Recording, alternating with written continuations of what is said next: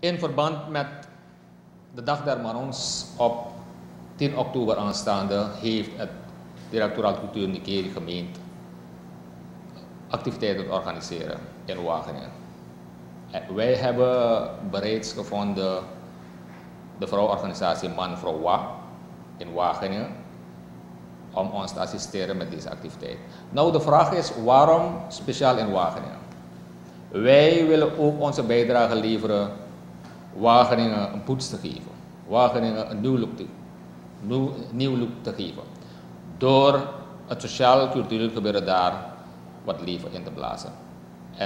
En u mag weten dat er momenteel ook heel wat culturele groepen in Wageningen actief zijn. En daar komt nog bij kijken dat de concentratie van de doelgroep, en dat zijn de Marons, in Wageningen groter is dan elders in Nikeri. Dus daarom hebben we dan gekozen om de activiteit van Marondag 10 oktober aanstaande in Wageningen te organiseren. U mag weten dat deze organisatie, Man-Vrouw Wa, voor lange tijd niet actief was.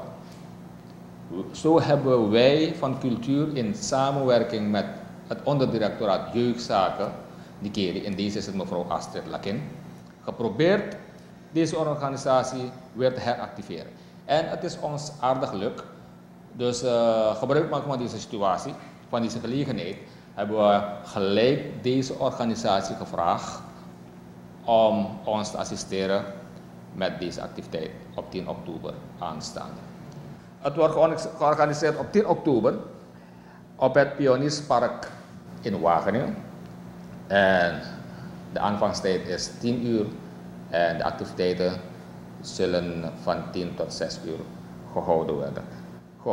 Er zullen diverse culturele optredens zijn, zoals zang, dans en de show van diverse pakjes.